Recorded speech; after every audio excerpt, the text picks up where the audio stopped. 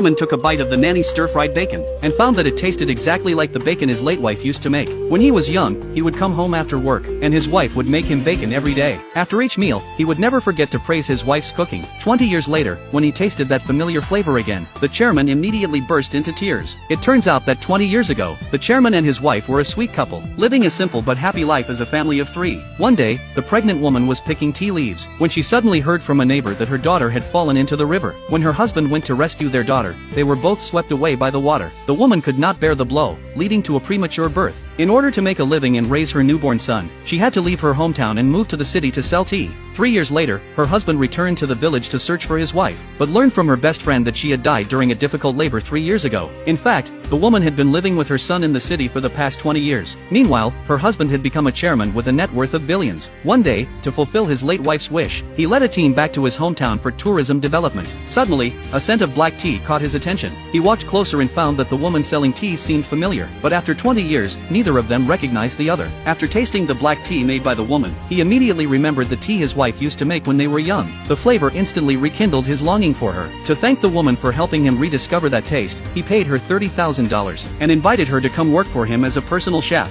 The woman thought her cooking skills were average, and originally had no intention of accepting the offer. But when the chairman offered a $500,000 annual salary, she reluctantly accepted the business card he handed.